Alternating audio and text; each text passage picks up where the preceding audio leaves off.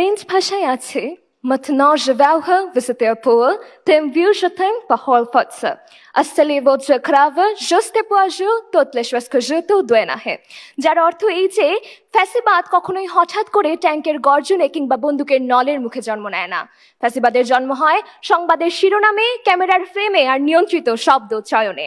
যেদিন সংবাদ মাধ্যম সত্য প্রচারের দায়িত্ব ছেড়ে ক্ষমতার প্রচারক হয়ে ওঠে, সেদিনই একটি সমাজ প্রথমবারের মতো ফ্যাসিবাদের দিকে পা বাড়ায়। মাননীয় সভাপতি, বিজ্ঞ বিচারক মণ্ডলী, প্রতিপক্ষ ও যারা শুনছেন, শুভ সন্ধ্যা। আজকের বিতর্কের বিষয় নির্ধারিত হয়েছে সংবাদ মাধ্যমে ফ্যাসিবাদী চিন্তার সামাজিক ভিত্তি নির্মাণে মুখ্য ভূমিকা পালন করেছে পক্ষে অবস্থান করছি। প্রথমে চলে আসি সংজ্ঞায়নে। সংবাদ মাধ্যম, আজ আমরা সংবাদ মাধ্যম বলতে বোঝাচ্ছি সেই কাঠামোকে যা রাষ্ট্রের লাইসেন্সধারী এবং যাদের তথ্যের দায়বদ্ধতা আছে, অর্থাৎ সকল টেলিভিশন চ্যানেল, প্রিন্ট মিডিয়া, সংবাদপত্র এবং তাদের ভেরিফাইড ডিজিটাল পোর্টাল। লক্ষ্য করুন, আজ ফেসবুক পেজে যে কোনো খবরের ভিডিও দেখলেই তা সংবাদ মাধ্যম হয়ে যাচ্ছে না। যদি সেটি সময় টিভি, বিটিভি বা অন্য কোনো নিবন্ধিত প্রতিষ্ঠানের ভেরিফাইড পেজ হয়, তাহলে আমরা সেটিকে সংবাদ মাধ্যম বলে সংজ্ঞায়িত করছি। কথায় আছে সংবাদ মাধ্যম সমাজের আয়না। তবে দুঃখ ভারাক্রান্ত মন নিয়ে বলতে হয় মাননীয় সভাপতি, সেই আয়না আজ ভাঙা এবং সেই ভাঙা আয়না দেখেই আমার সমাজের মানুষ পথভ্রষ্ট হচ্ছে। এবারে আসছি ফ্যাসিবাদী চিন্তা। ফ্যাসিবাদী চিন্তা হলো এমন একটি মানসিক ও রাজনৈতিক প্রবণতা যা ভিন্ন মতকে শত্রু হিসেবে গ্রাহ্য করে, কর্তৃত্ববাদকে স্বাভাবিক করে তোলে এবং ভয়ের মাধ্যমে একক চিন্তাধারার আধিপত্য বিস্তার করে, যার জ্বলন্ত উদাহরণ আমরা গত 15 বছর ধরেই দেখে আসছি। এবার আসছি সামাজিক ভিত্তি নির্মাণ। সামাজিক ভিত্তি নির্মাণ বলতে বোঝাচ্ছি সমাজের এমন মানসিক গ্রহণযোগ্যতা, নৈতিক বৈধতা ও সমর্থন সৃষ্টি করা যার উপর কোনো মতাদর্শ দীর্ঘ মেয়াদে টিকে থাকতে পারে। প্রধান ভূমিকা বলতে বোঝাচ্ছি সেই নির্ধারক ও কার্যকর ভূমিকা যা অন্যান্য সহায়ক উপাদানের তুলনায় অধিক প্রভাব বিস্তার করে এবং সামগ্রিক প্রক্রিয়াকে দিক নির্দেশনা দেয়। লক্ষ্য করুন, আজকের বিষয়ের যে সংবাদ মাধ্যম রয়েছে সেটির সাথে প্রত্যয় যুক্ত করার মাধ্যমে বোঝানো হচ্ছে ফ্যাসিবাদী চিন্তার ভূমিকা অন্যান্য সহায়ক উপাদানের তুলনায় এখানে মুখ্য। বিজ্ঞ প্রতিপক্ষ, আজ আমরা কখনোই বলছি না যে কেবলমাত্র সংবাদ মাধ্যমের ভূমিকাই এখানে একমাত্র ভূমিকা হিসেবে কাজ করছে। আমরা বলছি অন্যান্য সহায়ক উপাদান যেগুলো আছে সেগুলোর মধ্যে থেকে অন্যগুলো গৌণ এবং সংবাদ মাধ্যমের ভূমিকাই এখানে মুখ্য। আমি ও আমার দল তথ্য ও তথ্য প্রদানের মাধ্যমে আজ এটাই প্রমাণ করে যাব। মাননীয় সভাপতি, সেই মুখ্য ভূমিকা পালন করতে আজ সংবাদ মাধ্যম 4 দিক থেকে কাজ করছে। কি কি? 1.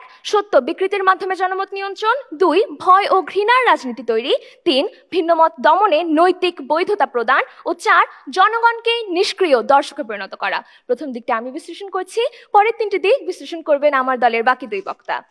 মাননীয় সভাপতি, সংবাদ মাধ্যম যখন সম্পূর্ণ মিথ্যা বলে না, অর্থাৎ অর্ধ সত্য বলে, যখন সত্যের একাংশ আমাদেরকে দেখায় ও অন্যাংশ সম্পূর্ণভাবে আড়াল করে যায়, তখনই শুরু হয় সবচেয়ে ভয়ঙ্কর নিয়ন্ত্রণ।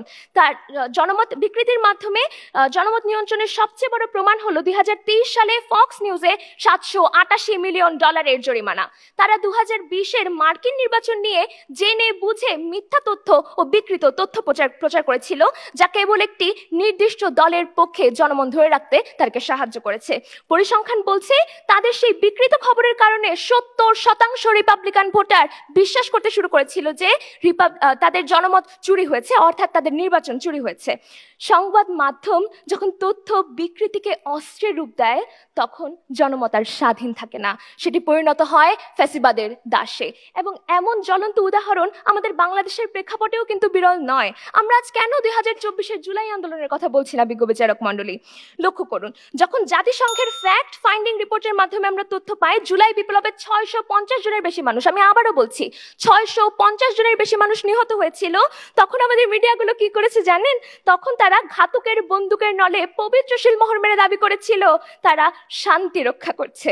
যে মিডিয়া 650টি লাশকে কেবল দায়িত্ব পালন বলে ট্যাগ দিতে পারে, সেই মিডিয়ায় কি আজ ফ্যাসিবাদের প্রধান খুঁটি নয়? প্রশ্ন করে যাচ্ছি বিজ্ঞ প্রতিপক্ষের কাছে। এই মুহূর্তে একটি ঘটনা মনে পড়ে গেল। হীরক রাজার দেশে সিনেমায় রাজার মন্ত্র ছিল, জানার কোনো শেষ নাই, তাই জানার চেষ্টা বৃথা। আর সংবাদ মাধ্যমের গোপন মন্ত্রটা কি জানেন? সেটি হলো মগজ ধোলাই সাঙ্গ করো, আমাদের খবরটিকেই তোমরা ধন্য করো। আমি এই বলে আমার বক্তব্য শেষ করতে চাই, যখন মিথ্যা সত্যের পোশাক পরে, যখন নিপীড়নকে শৃঙ্খলা বলা হয়, যখন প্রশ্নকারী অপরাধী হয়, যখন নীরব দর্শক আদর্শ নাগরিকে পরিণত হয়, তখন আমাদের বুঝে নিতে হবে ফ্যাসিবাদ আজ ক্ষমতায় না চিন্তায় প্রতিষ্ঠিত হয়েছে। ধন্যবাদ বিজ্ঞ বিচারক মণ্ডলী, ধন্যবাদ সকলকে।